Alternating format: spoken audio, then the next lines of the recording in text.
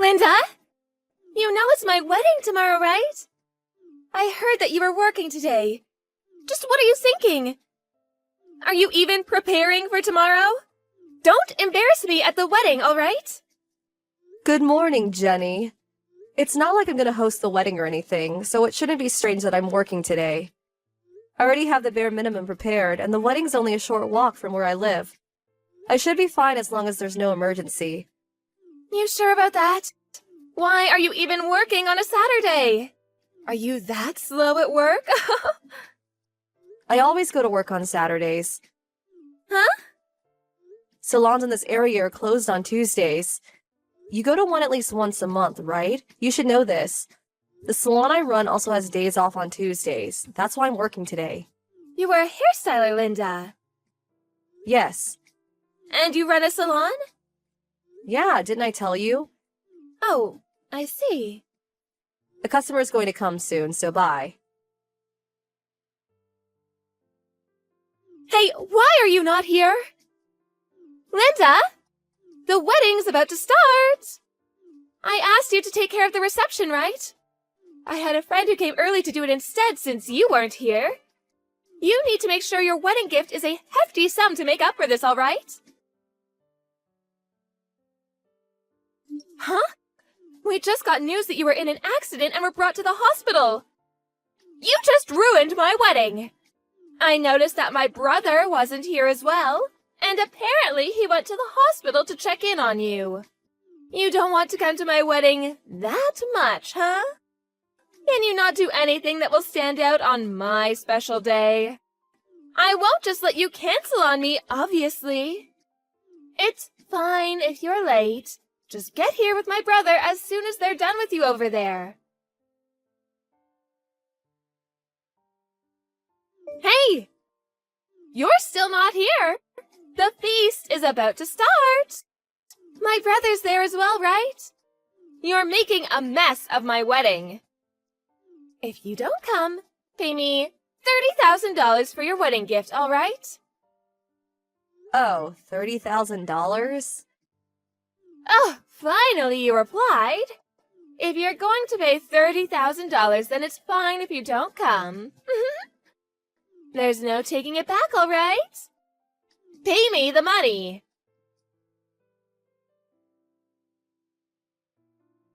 The wedding was stopped midway because of you.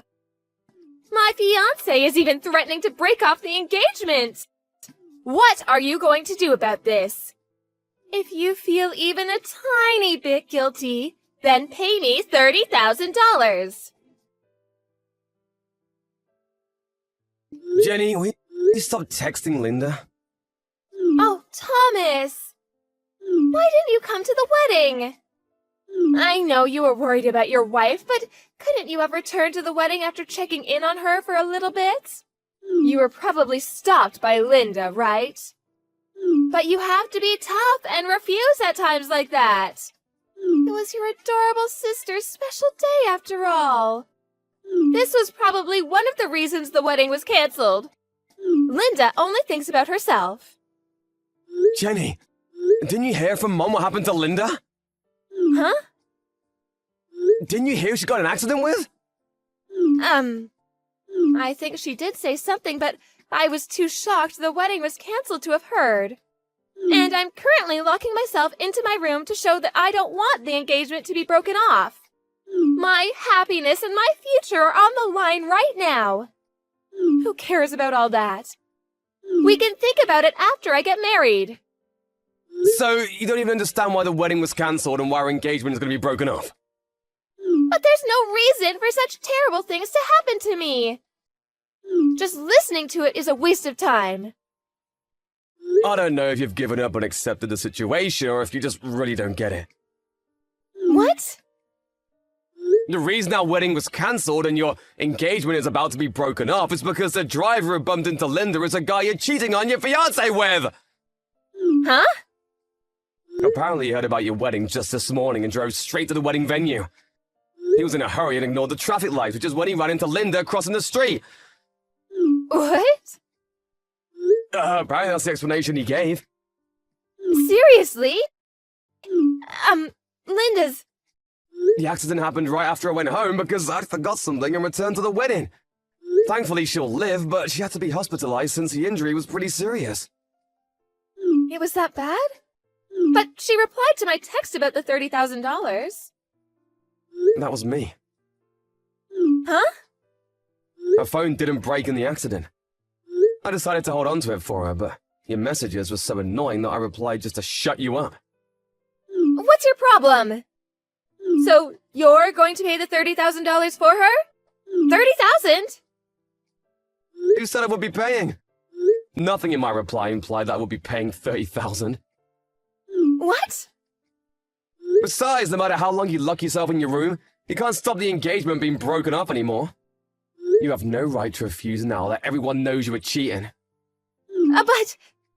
Also, I have no idea how the wedding being ruined is Linda's fault. She's a victim here, not you. Why? Because if you hadn't cheated, then this guy wouldn't have rushed to the wedding and hit Linda with his car. I'll be at the hospital taking care of Linda for the time being. So I didn't have time to take part in this mess you've made. Thomas? Don't text me.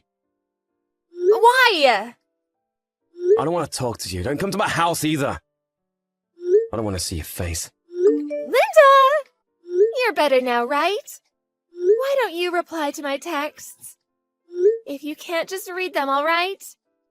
Lend me $50,000 as soon as possible. There's an ATM at that hospital, right? I'll tell you my bank account, so just deposit it there. Oh, and don't tell Thomas, okay? He won't approve if he finds out. Hey, Jenny! What? Thomas? It's been a while since we talked.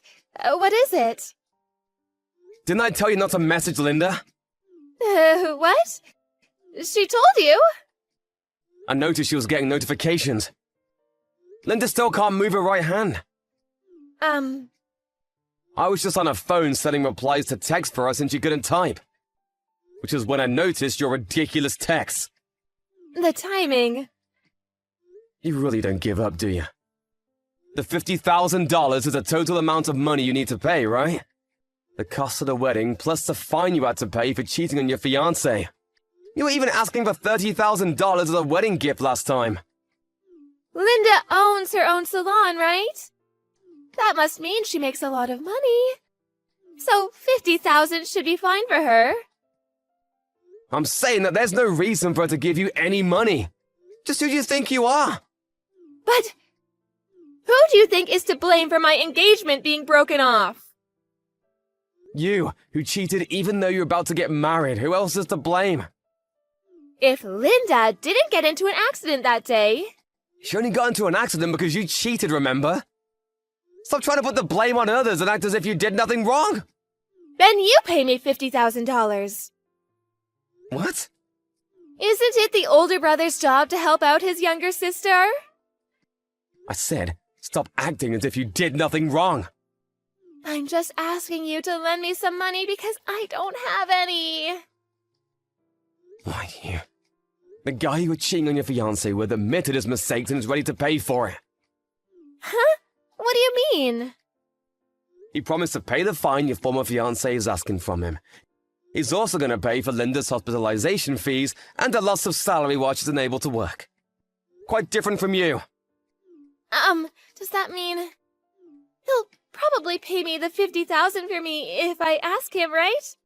Oh my god, I should have asked him from the start. You probably won't be able to contact him anymore. What? The lawyer who mediated for us said he had a change of heart and quit his job to go back to his hometown. What? Apparently he sent you a farewell message or email of some sort. You didn't look at it yet? Oh, I was blocking him. What, you blocked him? I heard he was coming to barge into the wedding. I got mad at him for trying to ruin my happiness, so I blocked him out of spite. I haven't unblocked him since. I see. Well, that's it, really. Mom and Dad probably already told you, but you should take responsibility of your own actions. But it's $50,000!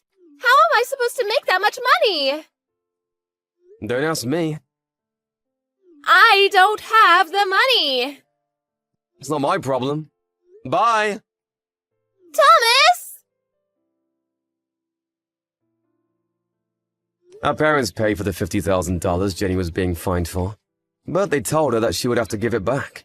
Jenny kept complaining about how she wouldn't be able to give it back and locked herself in her room. "If you don't have any money, then work," shouted her dad. He didn't tolerate Jenny's nonsense and got her a job at a nearby factory. She uses the salary she earns there to pay her debt little by little. By the way, Mom is the one who manages her salary. Jenny works hard labor day and night, and never does she stop crying about it. She doesn't know that her parents will cut ties with her as soon as she pays back the money.